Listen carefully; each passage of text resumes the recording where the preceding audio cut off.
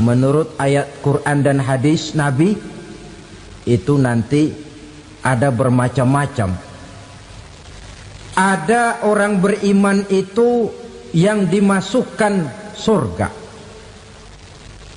Ada orang beriman itu yang dimasukkan ke dalam surga. Ada orang beriman itu yang disebut penduduk surga. Kenapa lain-lain, Pak? Karena waktu di dunia amalannya juga lain-lain. Ada orang beriman yang masuk surga. Ini paling murah tiketnya. Mau masuk surga? Kata Nabi begini, ma min abdin qala la ilaha illallah thumma mata ala dhalik illa dakhala al-jannah. Kalau seorang hamba sudah mengucap dua kalimat syahadat, dia yakin dengan kebenaran kalimat itu sampai matinya, orang itu akan masuk surga. Abi Dzar yang waktu itu diajak bicara heran, ya Rasul kok gampang betul? Iya. Walaupun orang itu mencuri, iya. Walaupun orang itu berzina, iya. Biar dia mencuri, biar dia berzina, kalau dia sudah mengucap dua kalimat syahadat, dia yakin dengan kebenaran kalimat itu sampai matinya, itu orang akan masuk surga. Jadi masuk surga cukup dua kalimat syahadat, yakin sampai mati, masuk surga. Itu perkara masuk. Tapi kalau pertanyaannya diterusin, masuknya kapan, Pak? Nah, ini lain lagi urusannya. Sebab ada yang masuknya itu langsung, ada yang mampir dulu. Di sana tempat cuma dua, kalau tidak surga, neraka. Mau ke surga tapi mampir dulu, yang mampirnya jelas di neraka. Kenapa? Dalam hadis qudsi ada riwayat, nanti itu di akhirat, setelah Allah selesai mengatur penduduk surga masuk surga, yang neraka masuk neraka, Allah berkata kepada malaikat Malik, malaikat Malik, labaik ya Allah, itu bajingan-bajingan tengik, manusia-manusia durjana yang waktu di dunia tidak mau sujud, jauh dari ulama, gemar melakukan yang munkarat dan maksiat, hidup di tengah masyarakat selalu jadi bibit keonaran, kufur, sudah masuk neraka semua. Sudah ya Allah. Nah, kalau sudah, coba sekarang kamu masuk, Malik. Saya, iya, masuk neraka. Mau apa ya Allah? Kata Allah, akhriju minan nar man kana fi qalbihi misqala habatin min khardalin min iman. Kau masuk neraka, cari di dalam neraka orang-orang yang ada imannya walaupun kecil sebesar biji zarah, angkat mereka keluar. Masuk malaikat Malik ke neraka, cari orang yang ada imannya, korek-korek. Ya repot, udah pada gosong. Yang ada imannya diangkat ke atas, yang ada imannya diangkat ke atas, lalu dimandikan di Nahrul Hayat, namanya sungai kehidupan di akhirat nanti. Cakep lagi rupanya, bersih lagi wajahnya, apel di hadapan Allah. Kata Allah, bagaimana mas? Kapok nggak sampean? Kapok ya Allah. Nah, kalau kapok, idhab fadkhulil jannah, pergi masuk surga sana. Berangkat mereka ke surga, ketemu sama teman-temannya yang udah sampai lebih dulu, yang nggak pakai mampir lagi. Terjadi dialog. Kata teman-temannya yang udah pada nyampe duluan, mas, iya, emang baru sampai? Saya baru sampai. Memang mampir di mana dulu mas? Kita sudah lama sampai di surga. Saudara buka surah Al-Muddatsir ayat 34-35. Ma salakakum fis saqar? Kenapa kamu mampir di neraka Saqar? Qalu lam naku minal musallin. Mereka menjawab, kami mampir di neraka Saqar mas, gara-gara dulunya kami waktu di dunia ndak pernah sholat. Ndak pernah sholat? Ndak pernah. Kan rumahnya dekat masjid, cuma dekat doang mas. Sholat mah enggak saya. Enggak pernah ngasih makan fakir miskin, enggak pernah hadir di majelis taklim, pendeknya enggak pernah melakukan kebajikan, maka saya pun mampir di neraka sakor. Untung betul saya punya iman mas sedikit. Waktu hidup di dunia dulu saya pernah mengucap 2 kalimat syahadat, sekali-kalinya waktu mau kawin. Masya Allah. Untung saja kawin, kalau nggak kawin polos.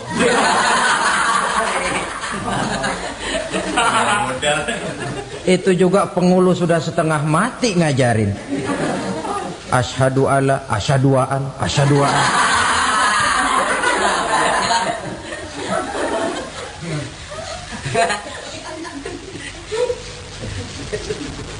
Ini namanya masuk surga, ada mampir dulu.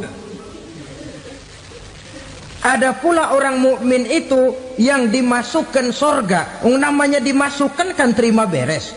Saya masuk ke rumah, jalan sendiri, cari tempat sendiri. Saya dimasukkan ke dalam rumah, terima beres. Pokok ada di dalam, itu dimasukkan namanya. Nggak pakai mampir. Tapi tentu tiketnya lebih mahal ketimbang yang pertama tadi. Apa kata Allah? Innal ladzina amanu wa amilus salihat la ukaffiranna anhum sayyi'atihim wa la udkhilannahum jannah.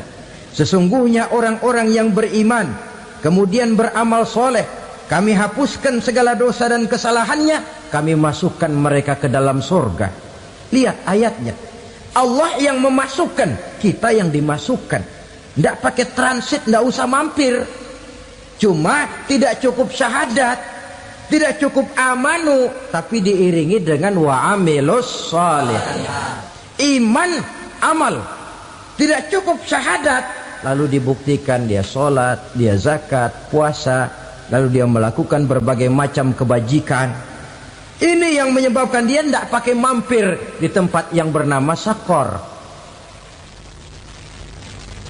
Lalu ada pula orang mukmin itu yang disebut penduduk sorga. Wah, ini sudah VIP ini. Ashabul jannah, penduduk sorga. Siapa mereka? Kata Allah, innal ladzina amanu summa istaqamu fala khaufun alaihim wala hum yahzanun ulaika ashabul jannah hum fiha khalidun. Sesungguhnya orang-orang yang beriman lalu istiqamah, tetap dalam melaksanakan perintah Allah, tidak goyang, tidak labil tapi stabil, istiqamah, mereka tidak takut dan tidak bersedih hati. Merekalah penduduk surga. Iman, istiqamah. Tidak punya duit, sembayang. Banyak duit, sembayang. Miskin, sembayang. Kaya, tetap sembayang. Istiqamah. Kadang orang kalau susah rajin ke masjid, banyak duitnya ngelihat masjid melengos. Waktu miskin hamba Allah, setelah kaya jadi hamba harta. Bergeser, tidak ada nilai istiqomahnya. Saudara-saudara, dengan begitu penduduk neraka itu dua. Ada penduduk permanen, ada penduduk yang semi permanen. Yang semi permanen orang-orang beriman yang mempunyai dosa besar. Mereka masuk ke neraka untuk menerima azab sesuai dengan dosanya. Bila selesai masa azab itu, mereka akan diangkat untuk ditempatkan kembali ke dalam surganya Allah Subhanahu wa ta'ala. Nah, dikala itulah saudara-saudara, ada yang disebut syafaat dari Rasulullah Sallallahu Alaihi Wasallam. Tapi tentu jangan lupa, syafaat ini ibarat kain menambal dia. Kita punya kain bolong-bolong sedikit, syafaat yang menambal. Sholat kita ada kurang dikit, sedekah kita ada campur riak dikit, amalan kita ada tidak karena Allah dikit, kita berharap syafaat. Jadi biarlah kain masih bolong-bolong, yang penting punya kain. Tapi kalau kainnya tidak ada, yang ditambal apanya? sholat tidak, puasa tidak, zakat tidak, berharap syafaat saja. Ya, terlalu berlebihan itu. Saudara hadirin yang saya hormati, apabila selesai proses penghisaban, proses penghitungan, maka dikala itulah manusia terbagi dalam dua kelompok besar. Fariqun fil jannah wa fariqun fis sa'ir. Sekelompok orang-orang beruntung yang masuk ke dalam surga, dan sekelompok lagi masuk ke dalam neraka. Ibu-ibu, saudara-saudara kaum muslimin rahimakumullah. Pada pertemuan yang lalu sudah saya jelaskan bahwa hidup selalu berakhir dengan kematian. Apabila datang kematian menimpa seseorang, datanglah kiamat baginya. Itu yang disebut dengan kiamat kecil. Hakikatnya mati adalah perpindahan dari kehidupan di dunia ini menuju kehidupan di alam barzakh. Menunggu kita di alam barzakh sampai datangnya saat kiamat. Entah 10 tahun, entah 100 tahun, entah 1000 tahun, hanya Allah saja yang maha tahu. Adapun orang-orang beriman yang melakukan amal kebajikan dalam kehidupan di dunia ini, masa penantian yang lama di alam barzakh buat mereka sebentar saja.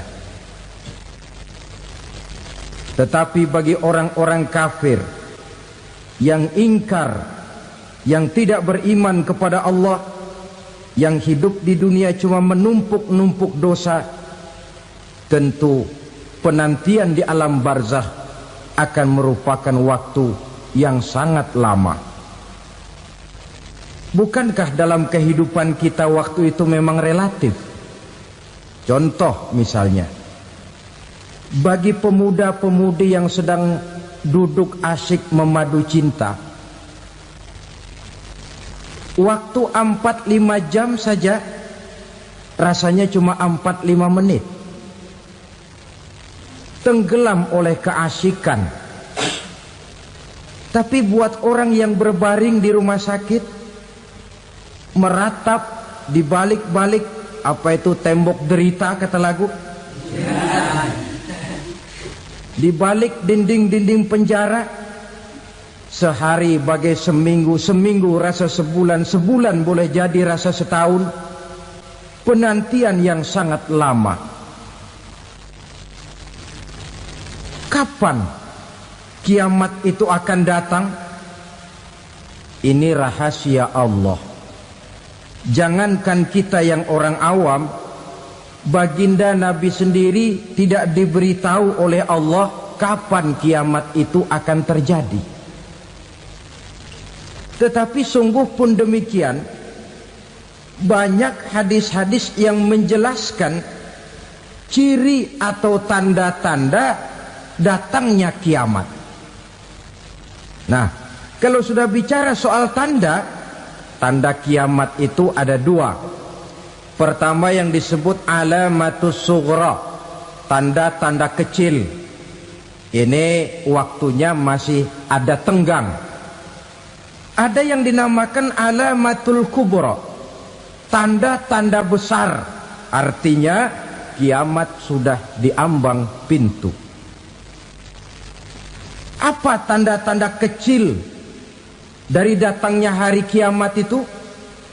Misalnya kata Nabi, apabila ilmu sudah diangkat oleh Allah, artinya apabila ulama sudah banyak wafat, minat orang belajar agama berkurang, lalu kebodohan nampak merajalela di mana-mana, zina dikerjakan secara terbuka, minuman-minuman keras jadi kebanggaan, itu termasuk di antara tanda-tanda kecil terjadinya hari kiamat.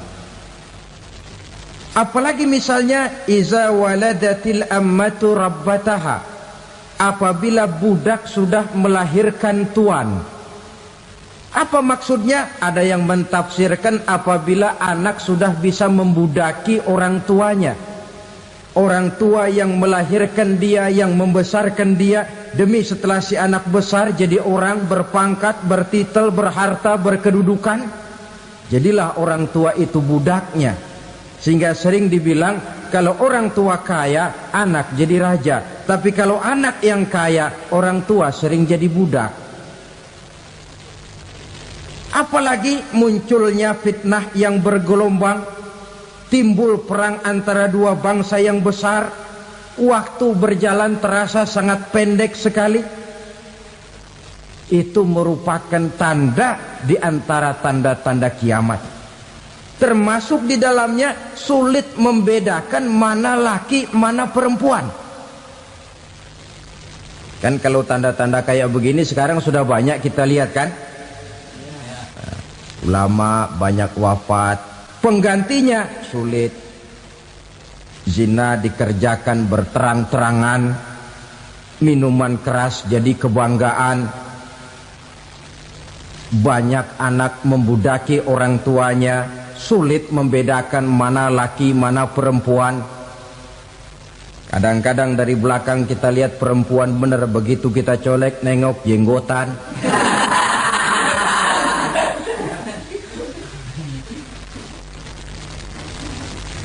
Ini termasuk tanda-tanda kecil. Masih ada tenggang sampai akan terjadinya kiamat itu.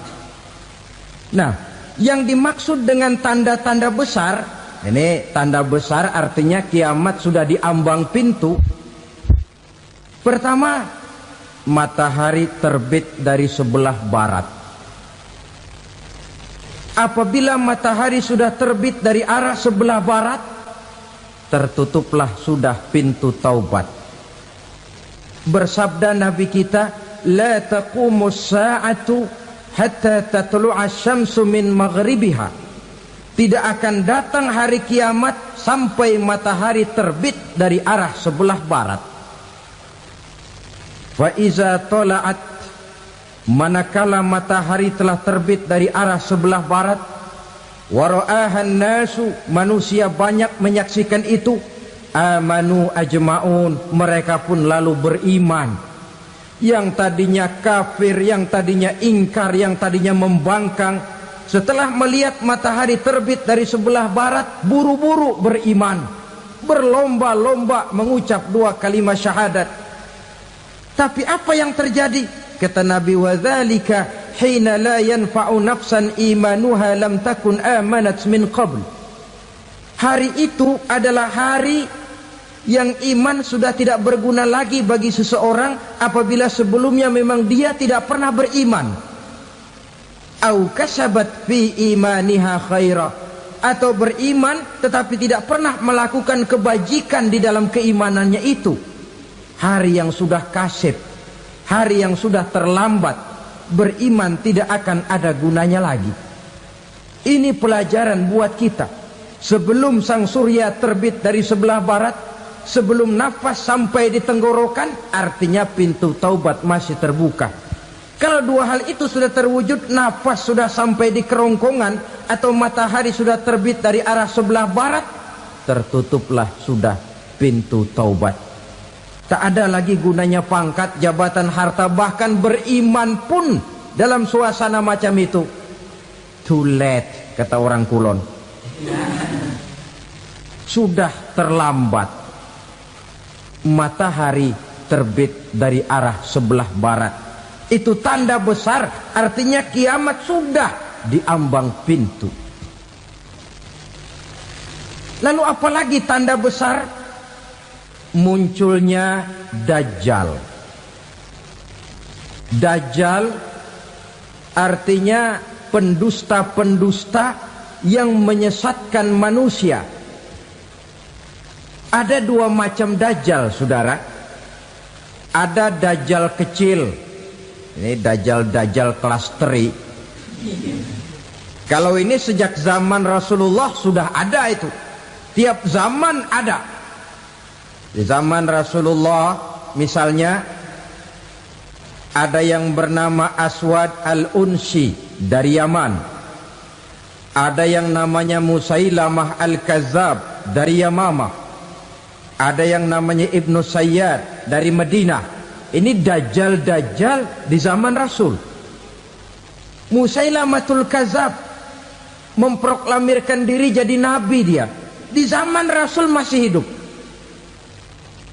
Ini dajjal zaman Nabi.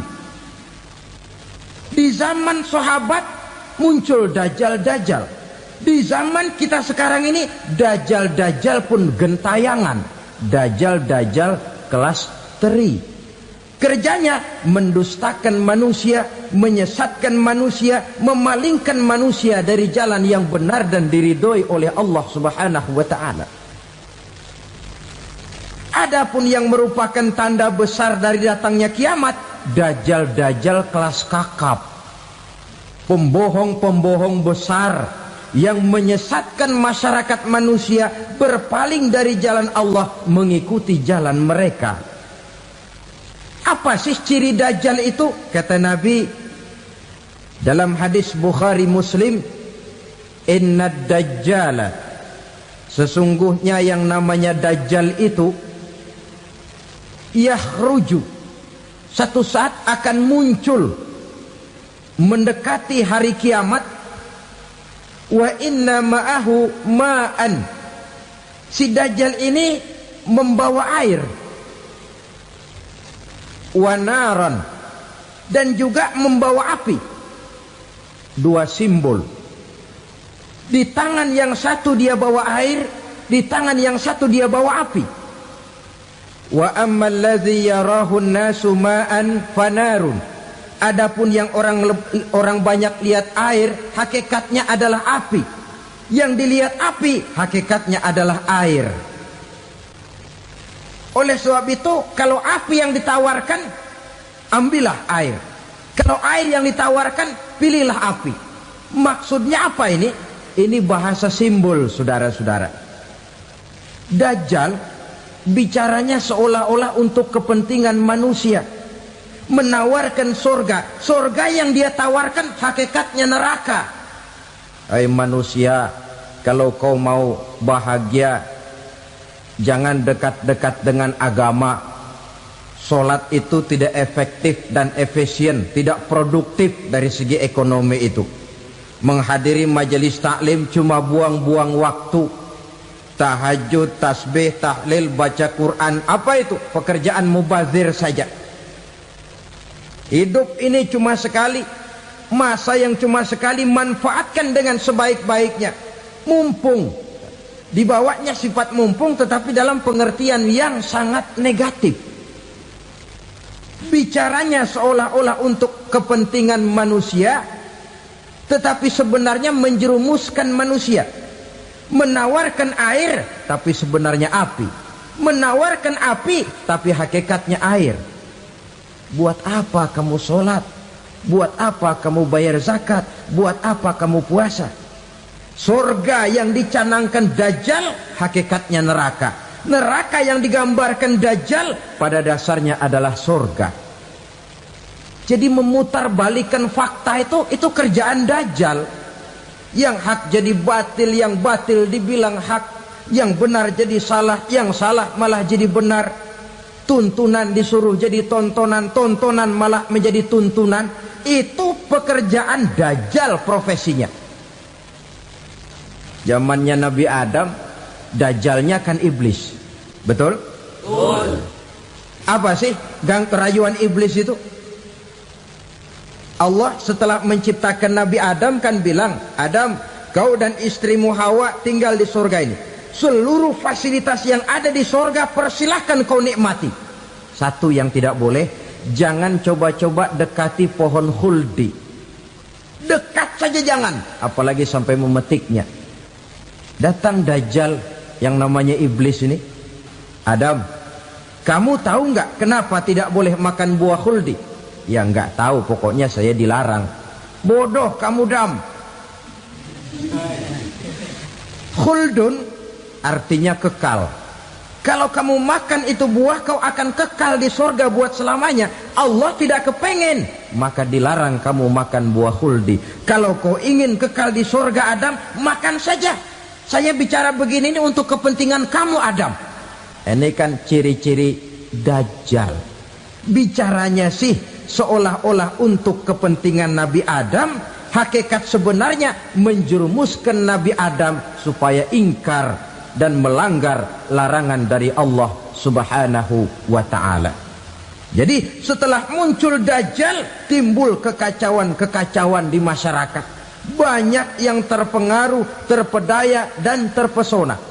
Termasuk mereka yang memproklamirkan diri jadi nabi, mereka yang memproklamirkan diri jadi rasul di zaman sesudah Rasulullah wafat. Itu adalah Dajjal.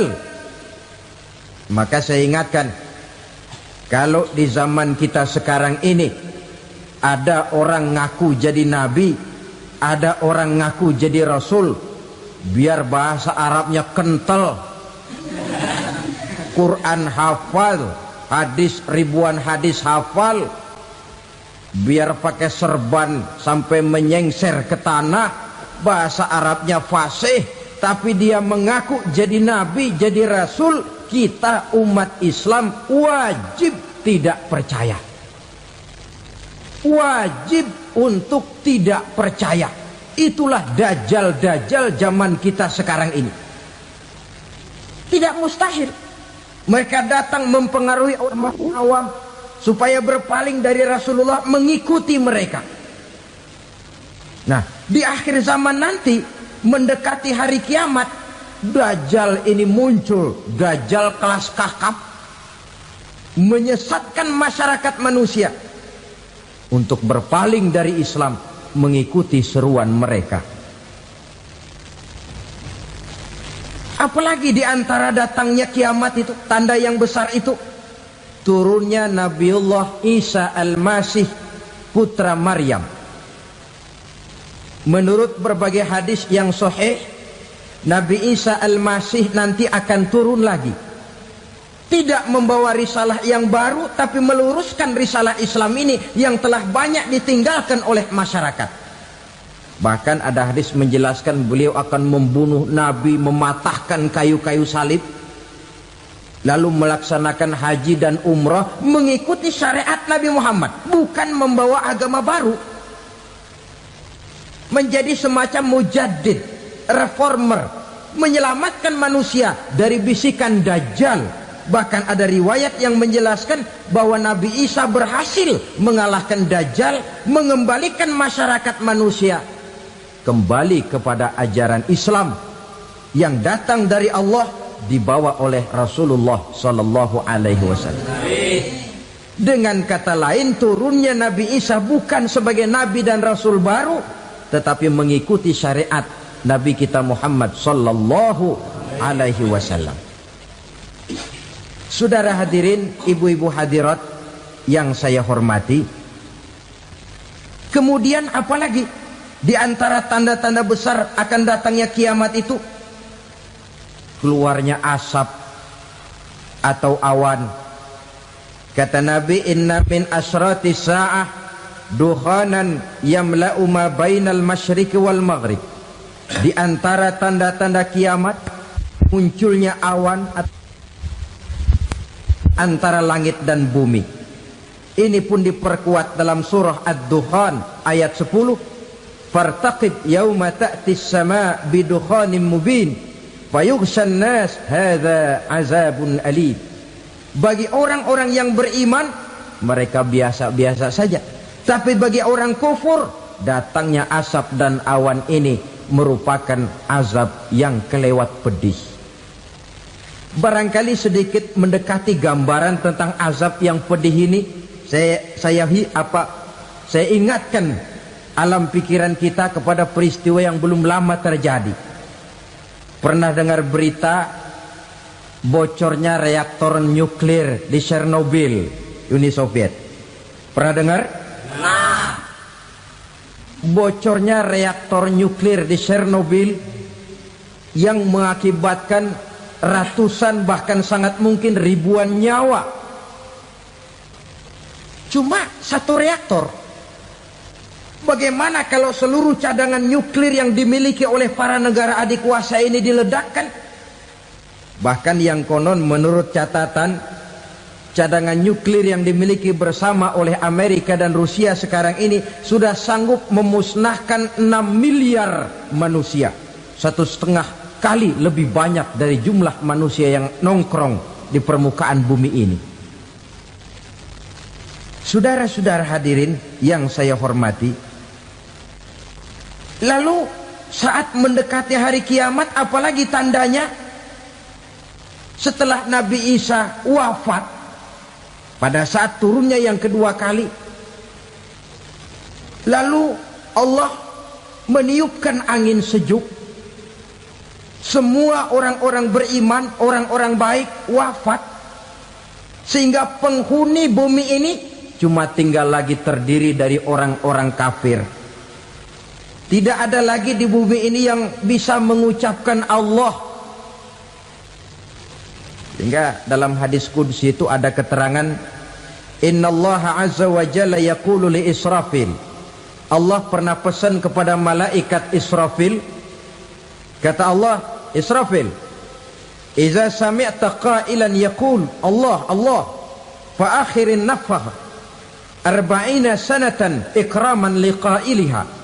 Hai Israfil, apabila kau dengar di permukaan bumi masih banyak orang yang mengucapkan Allah Allah, maka tunda sangkakala kiamat itu 40 tahun.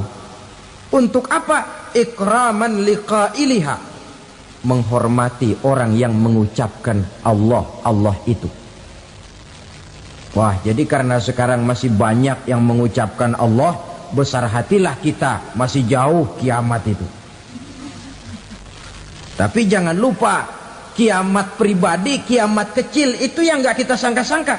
Ajal datang mencabut nyawa, itu kiamat pribadi, dan itu yang pasti kita hadapi, dan itu yang membuat kita tidak boleh bersikap main-main di dalam kehidupan sekarang ini. Saudara hadirin yang saya hormati, tidak ada lagi orang-orang muslim. Seluruh penduduk dunia ini kafir. Lalu terciptalah struktur sosial yang berlandaskan prinsip hidup semau gue. Bakal terjadilah prinsip di mana yang kaya menyantap yang miskin, yang kuat menindas yang lemah. Hidup sudah bagaikan di rimba belantara, berlaku hukum rimba, siapa yang kuat dia yang menang, siapa yang lemah menjadi mangsa. Timbul kekacauan, maksiat merajalela, munkarat menjadi-jadi, sehingga isi bumi ini penuh dengan segala macam perbuatan dosa. Tidak ada perlunya lagi alam diperpanjang temponya. Datang saat yang sudah dijanjikan oleh Allah Azza wa Jalla, maka terjadilah yang disebut kiamat kubra, kiamat besar, kiamat ancur-ancuran. Bagaimana kejadian ini dimulai? Dalam surah Az-Zumar ayat 68, Allah subhanahu wa ta'ala berfirman, wa nufikha fis suri fasa'iqa man fis samawati wa man fil ardi illa man sya'allahu. Maka manakala ditiuplah sangkakala, terkejutlah seluruh yang ada di langit dan seluruh yang ada di bumi.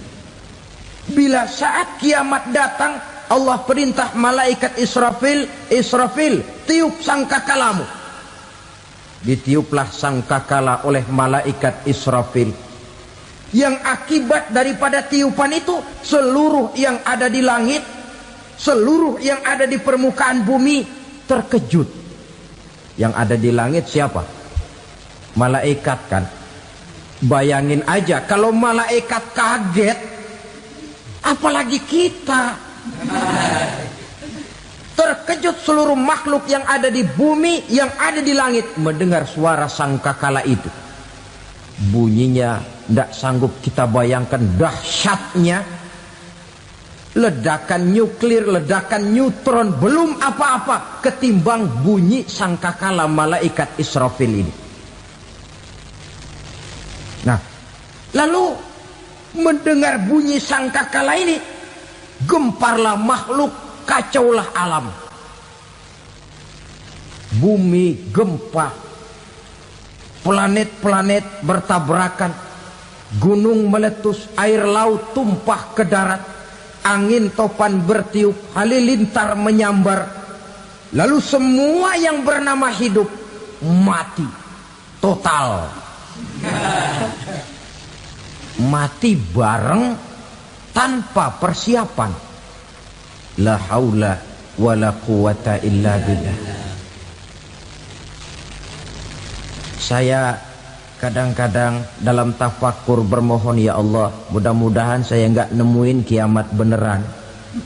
Ngeri. Tidak bisa kita bayangkan macam apa suasana seperti itu.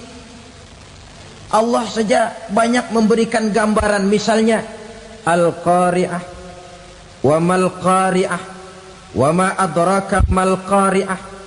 Kejadian yang menggemparkan. Tahukah kamu apa kejadian yang menggemparkan itu? Yauma yakunun nasu kal farasil mabsus wa takunul jibalu kal ihnil manfus. Pada saat itu manusia berterbangan bagai kupu-kupu, gunung berterbangan seperti kapas ditiup angin. Gunung saja macam kapas, konon lagi manusia. Kematian total, mulai semut sampai gajah mati, jin mati, iblis mati, malaikat mati. Malaikat saja mati. Saudara hadirin yang saya hormati, kematian total yang tanpa persiapan. Orang bilang, Pak, kalau mati bareng begitu yang repot malaikat maut dong ya. Cabut sana, cabut sini. Itu kalau menurut logika kita, mestinya begitu menurut logika. Tapi logika juga yang nggak perlu serepot itu. Sebab untuk mematikan listrik di wilayah DKI, di wilayah Jakarta, nggak perlu tiap rumah didatengin, matiin, ya lama. Cukup dari kantor pusatnya saja PLN tekan satu tombol, gelaplah seluruh Jakarta. Saudara hadirin yang saya hormati, kematian total. Lalu setelah kematian total, planet-planet juga mati, dalam arti tidak bergerak dan beredar. Angin mati, dalam arti tidak bertiup. Air mati, dalam arti tidak ada riak gelombang. Pokoknya semua mati. Kullu nafsin za'iqatul maut. Semua yang bernafas mati. Dalam ayat lain, kullu man 'alaiha fan. Semua yang ada di permukaan bumi fana. Yang kekal cuma Allah Subhanahu wa ta'ala. Yang paling belakang mati, malaikat maut dan malaikat Israfil. Tapi mati juga sesuai dengan janji Allah. 10 lamanya. Tidak dijelaskan oleh Abi Hurairah 40 jam, apa 40 hari, apa 40 tahun. Hadis-hadis cuma menyebutkan 40 saja. Sunyi alam, yang tinggal cuma Allah saja lagi. Ketika itu Allah berseru-seru, katanya, limanil mulkul yauma. Siapa para penguasa hari ini? Mana itu raja-raja dan penguasa yang dulu mengaku jadi Tuhan? Fir'aun. Mana Fir'aun sekarang? Yang dulu jadi raja, merasa berhasil, sombong, lalu tidak mau turun-turun dari kekuasaannya, sampai kepada puncak kekurang ajarannya mengangkat diri jadi Tuhan. Mana itu Fir'aun? Namrus. Mana sekarang Namrus? La ilaha illa ana. Ternyata tidak ada Tuhan lain selain daripada aku, kata Allah. Proses kemudian, saudara-saudara, turunlah hujan dari langit. 40 lamanya hujan itu. Tidak jelas juga 40 jam apa 40 hari. Setelah air turun membasahi, datanglah tiupan sangkakala yang kedua. Semua yang bernama mati bangkit dari kuburnya masing-masing. Ini yang disebut Yaumul Ba'thi, hari kebangkitan. Allahu Akbar. Pada saat kita bangkit dari kubur kita masing-masing, kumpul di padang mahsyar namanya. Bayangin aja, saya sendiri nggak sanggup bayangin. Manusia sejak zaman Adam sampai zaman kiamat kumpul bareng di tempat sama. Berapa banyaknya itu?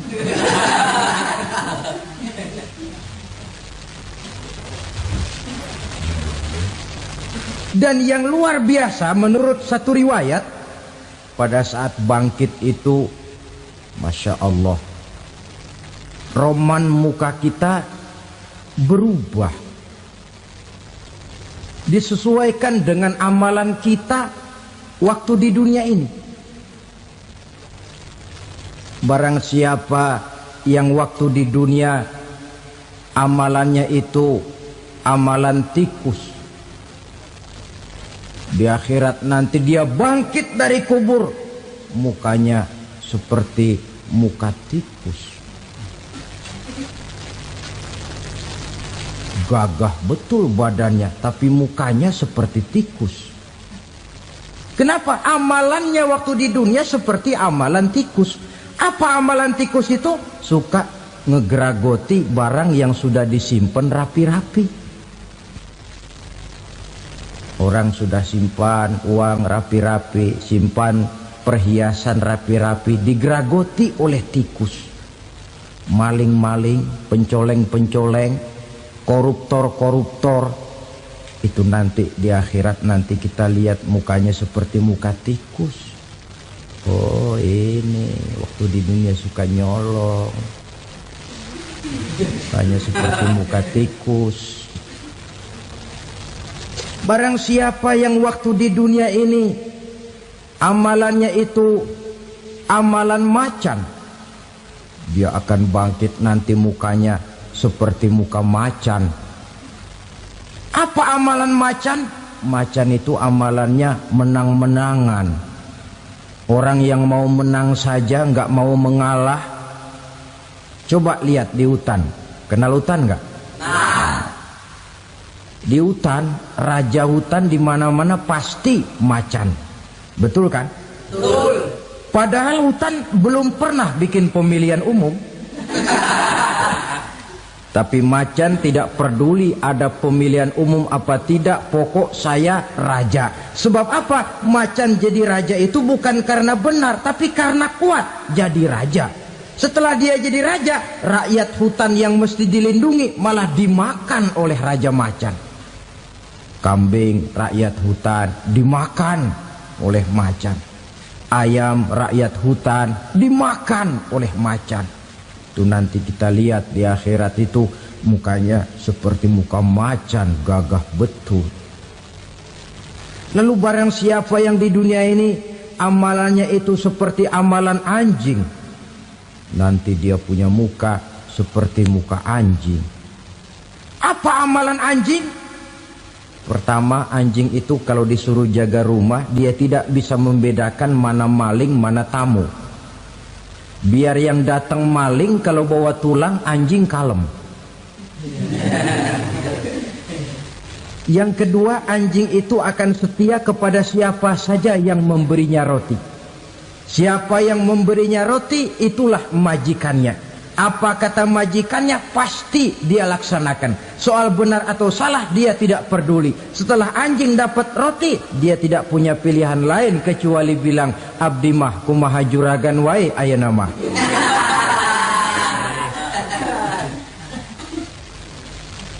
Saudara hadirin yang saya hormati, berkumpul di padang mahsyar, tiap orang sibuk dengan persoalannya masing-masing. Matahari waktu itu didekatkan oleh Allah. Panas luar biasa. Ada yang saking panasnya itu mencucurkan peluh keringat sampai sebatas mata kakinya. Ada yang keringatnya sampai sedengkulnya. Ada yang keringatnya sampai sepusatnya. Ada yang keringatnya mengalir sampai sebahunya. Ada yang kelelap oleh keringatnya sendiri, sementara orang di sampingnya nggak apa-apa. Bergantung lagi amalan dia waktu di dunia ini. Saudara-saudara, sebagian orang dalam kepanikan padang mahsyar berombong-rombong datang mereka menghadap Nabi Adam. Ya Adam, anta abal bashar. Hai Adam, Tuhan adalah bapak moyang manusia. Kami sebentar lagi akan disidang, dimintakan pertanggungan jawab. Tolonglah kami, hai Adam. Kata Nabi Adam, jangankan nolongin sampean, saya sendiri tanggung jawab di hadapan Allah ketika dulu tidak boleh makan khuldi, saya serobot. Sudahlah, urus diri masing-masing saja, nafsi. Begitu kata Nabi Nuh, begitu kata Nabi Ibrahim. Tiap orang bertanggung jawab sendiri-sendiri. Ketika itulah saudara-saudara, nikmatnya menjadi umat Nabi besar Muhammad sallallahu alaihi wasallam. Sebab apa? Walaupun menurut abjad kita ini umat paling belakang, paling belakang kita ini toh, karena Nabi Muhammad adalah Nabi akhir, tapi akan dihisap lebih dulu, lewat di atas sirat lebih dulu, masuk surga lebih dahulu ketimbang umat-umat belakangan. Ketika Rasul mendekati ajal, beliau tanyakan itu kepada malaikat Jibril. Malaikat Jibril berkata, Muhammad jangan khawatir, Allah sudah berjanji, inni haramtul jannata ala sairil anbiya hatta tadkhulaha anta wa haramtuha ala sairil umami hatta tadkhulaha ummatuka. Surga aku haramkan buat seluruh nabi kecuali kalau engkau Muhammad sudah masuk ke dalamnya, dan surga aku haramkan buat seluruh umat kecuali kalau umatmu Muhammad sudah masuk ke dalamnya. Logikanya, walaupun menurut abjad kita umat paling belakang, bakal dihisap paling dulu, lewat di atas sirat paling dulu, masuk surga paling dulu, kalau mampir ke neraka juga paling dulu. Ya resiko. Jangan mau enaknya aja paling dulu. Saudara hadirin yang saya hormati, setelah masa kebangkitan itu jangan dikira begitu bangkit langsung diperiksa. Masih menunggu menanti ribuan tahun perhitungan padang mahsyar untuk sampai kepada proses yang disebut yaumul hisab, hari perhitungan.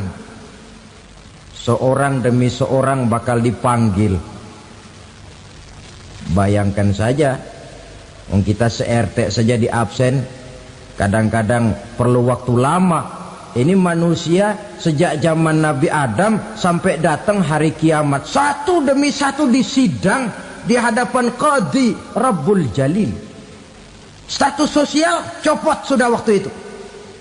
Yang pernah jadi hartawan di situ tidak lagi kelihatan kehartawanannya. Yang pernah jadi jenderal tidak lagi dipanggil jenderalnya. Yang ustadz tidak lagi dipanggil al-mukarramnya.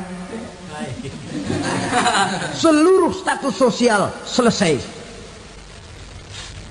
Dipanggillah kita seorang demi seorang menghadap Qadhi Rabbul Jalil. Bagaimana proses penghisaban itu? Pertama, proses tanya jawab. Di antaranya ada hadis menyatakan, lan tazula qadama 'abdin yaumal qiyamah hatta yus'ala an arba'i khisalin. Besok di hari kiamat tidak akan bergeser telapak kaki seorang hamba sampai dia ditanya lebih dulu tentang 4 persoalan. Tentang ilmunya, kemana ilmu itu diamalkan. Tentang umurnya, di mana umur itu dihabiskan. Tentang masa mudanya, kemana masa muda itu dipakai.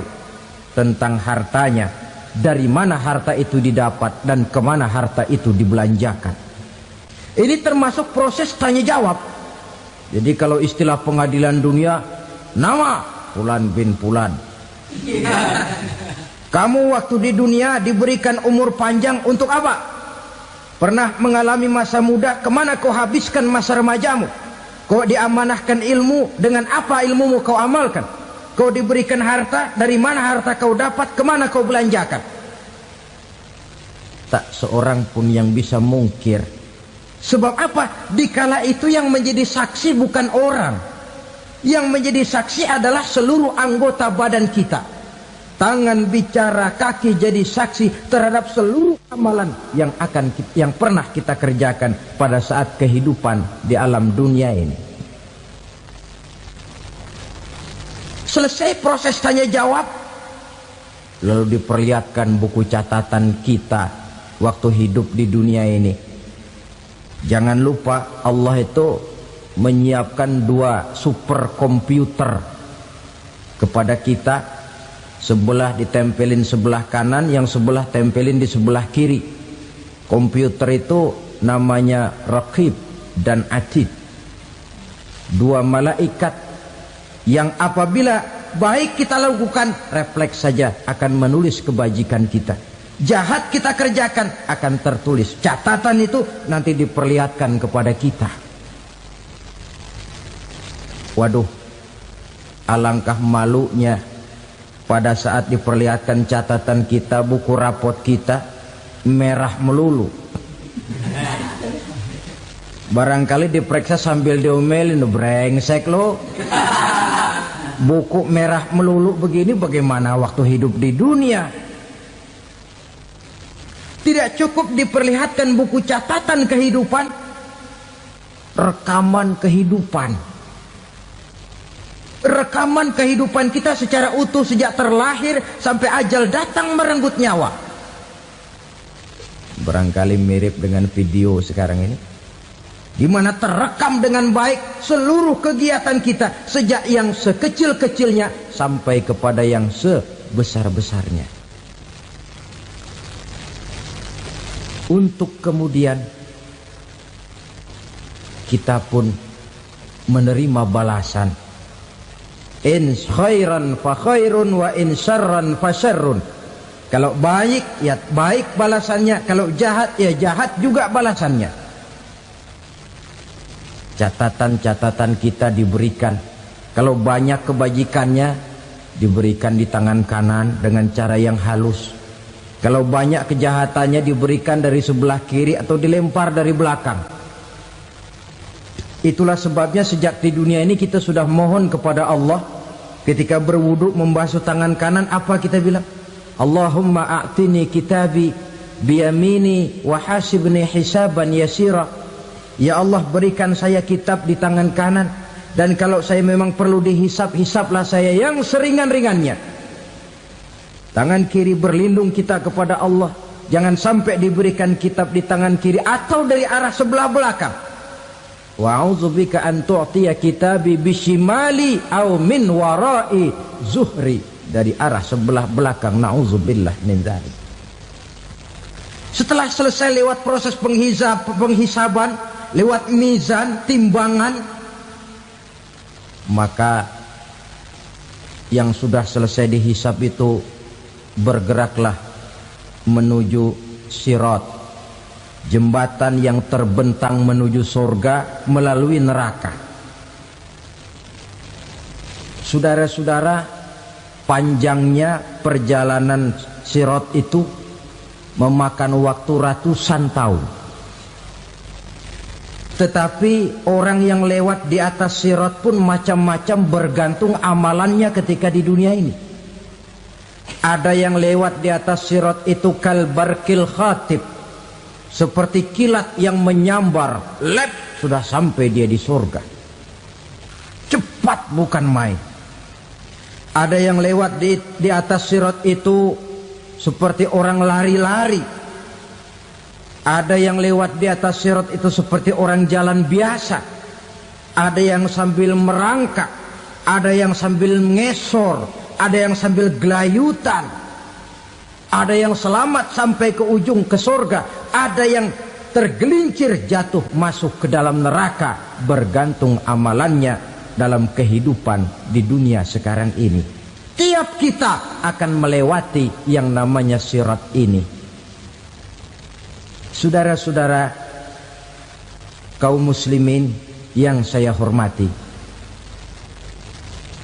dengan demikian mereka yang selamat melalui sirat sampai ke terminal akhir surga, mereka yang ketika dihisab ternyata banyak kejahatannya daripada kebaikannya, mereka singgah di dalam neraka. Nah, adapun orang-orang yang beriman menurut ayat Quran dan hadis Nabi itu nanti ada bermacam-macam. Ada orang beriman itu yang dimasukkan surga. Ada orang beriman itu yang dimasukkan ke dalam surga. Ada orang beriman itu yang disebut penduduk surga. Kenapa lain-lain, Pak? Karena waktu di dunia amalannya juga lain-lain. Ada orang beriman yang masuk surga. Ini paling murah tiketnya. Mau masuk surga? Kata Nabi begini, ma min abdin qala la ilaha illallah thumma mata ala dhalik illa dakhalal jannah. Kalau seorang hamba sudah mengucap dua kalimat syahadat, dia yakin dengan kebenaran kalimat itu sampai matinya, orang itu akan masuk surga. Abi Dzar yang waktu itu diajak bicara heran, ya Rasul kok gampang betul? Iya, walaupun orang itu mencuri, iya, walaupun orang itu berzina, iya. Biar dia mencuri, biar dia berzina, kalau dia sudah mengucap dua kalimat syahadat, dia yakin dengan kebenaran kalimat itu sampai matinya, itu orang akan masuk surga. Jadi masuk surga cukup dua kalimat syahadat, yakin sampai mati, masuk surga. Itu perkara masuk. Tapi kalau pertanyaannya diterusin, masuknya kapan, Pak? Nah, ini lain lagi urusannya. Sebab ada yang masuknya itu langsung, ada yang mampir dulu. Di sana tempat cuma dua, kalau tidak surga, neraka. Mau ke surga tapi mampir dulu, yang mampirnya jelas di neraka. Kenapa? Dalam hadis qudsi ada riwayat, nanti itu di akhirat, setelah Allah selesai mengatur penduduk surga masuk surga, yang neraka masuk neraka, Allah berkata kepada malaikat Malik, malaikat Malik, labaik ya Allah, itu bajingan-bajingan tengik, manusia-manusia durjana yang waktu di dunia tidak mau sujud, jauh dari ulama, gemar melakukan yang munkarat dan maksiat, hidup di tengah masyarakat selalu jadi bibit keonaran, kufur, sudah masuk neraka semua. Sudah ya Allah. Nah, kalau sudah, coba sekarang kamu masuk, Malik. Saya, iya, masuk neraka. Mau apa ya Allah? Kata Allah, akhriju minan nar man kana fi qalbihi misqala habatin min khardalin min iman. Kau masuk neraka, cari di dalam neraka orang-orang yang ada imannya walaupun kecil sebesar biji zarah, angkat mereka keluar. Masuk malaikat Malik ke neraka, cari orang yang ada imannya, korek-korek. Ya repot, udah pada gosong. Yang ada imannya diangkat ke atas, yang ada imannya diangkat ke atas, lalu dimandikan di Nahrul Hayat, namanya sungai kehidupan di akhirat nanti. Cakep lagi rupanya, bersih lagi wajahnya, apel di hadapan Allah. Kata Allah, bagaimana mas? Kapok nggak sampean? Kapok ya Allah. Nah, kalau kapok, idhab fadkhulil jannah, pergi masuk surga sana. Berangkat mereka ke surga. ketemu sama teman-temannya yang udah sampai lebih dulu, yang nggak pakai mampir lagi. Terjadi dialog. Kata teman-temannya yang udah pada nyampe duluan, "Mas, iya, emang baru sampai?" "Oh, saya baru sampai." "Memang mampir di mana dulu, Mas? Kita sudah lama sampai di surga." Saudara buka surah Al-Muddatsir ayat 34-35. "Ma salakakum fis saqar?" Kenapa kamu mampir di neraka Saqar? Qalu lam naku minal musallin.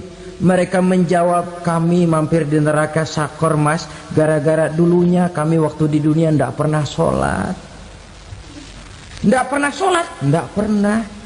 Kan rumahnya dekat masjid. Cuma dekat doang, Mas. Sholat mah enggak saya.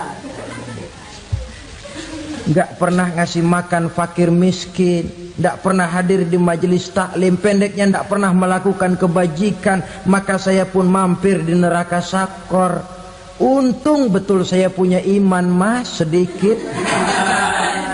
Waktu hidup di dunia dulu saya pernah mengucap 2 kalimat syahadat. Sekali-kalinya waktu mau kawin.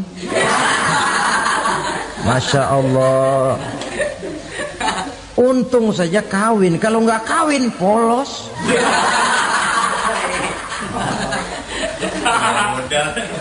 Itu juga pengulu sudah setengah mati ngajarin. Asyhadu alla, asyaduaan, asyaduaan.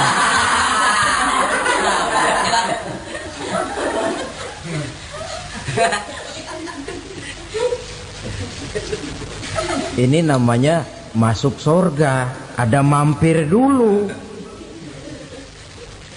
Ada pula orang mukmin itu yang dimasukkan surga. Namanya dimasukkan kan terima beres. Saya masuk ke rumah, jalan sendiri, cari tempat sendiri. Saya dimasukkan ke dalam rumah, terima beres, pokok ada di dalam, itu dimasukkan namanya. Nggak pakai mampir. Tapi tentu tiketnya lebih mahal ketimbang yang pertama tadi. Apa kata Allah?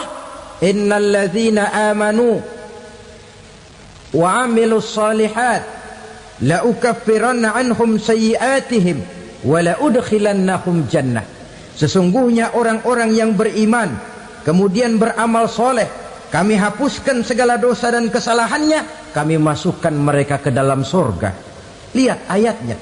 Allah yang memasukkan, kita yang dimasukkan. Tidak pakai transit, tidak usah mampir. Cuma tidak cukup syahadat, tidak cukup amanu, tapi diiringi dengan wa'amilus salih. Iman, amal. Tidak cukup syahadat, lalu dibuktikan dia sholat, dia zakat, puasa, lalu dia melakukan berbagai macam kebajikan. Ini yang menyebabkan dia tidak pakai mampir di tempat yang bernama Saqar. Lalu ada pula orang mukmin itu yang disebut penduduk surga. Wah, ini sudah VIP ini. Ashabul jannah, penduduk surga. Siapa mereka? Kata Allah, innal ladzina amanu summa istaqamu fala khaufun 'alaihim wala hum yahzanun ulaika ashabul jannah hum fiha khalidun. Sesungguhnya orang-orang yang beriman lalu istiqamah, tetap dalam melaksanakan perintah Allah, tidak goyah, tidak labil tapi stabil, istiqamah, mereka tidak takut dan tidak bersedih hati. Merekalah penduduk surga. Iman, istiqamah. Tidak punya duit, sembayang. Banyak duit, sembayang. Miskin, sembayang. Kaya, tetap sembahyang, istiqomah. Kadang orang kalau susah rajin ke masjid, banyak duitnya ngelihat masjid melengos. Waktu miskin hamba Allah, setelah kaya jadi hamba harta. Bergeser, tidak ada nilai istiqomahnya. Saudara-saudara, dengan begitu penduduk neraka itu dua. Ada penduduk permanen, ada penduduk yang semi permanen. Yang semi permanen orang-orang beriman yang mempunyai dosa besar. Mereka masuk ke neraka untuk menerima azab sesuai dengan dosanya. Bila selesai masa azab itu, mereka akan diangkat untuk ditempatkan kembali ke dalam surganya Allah Subhanahu wa ta'ala.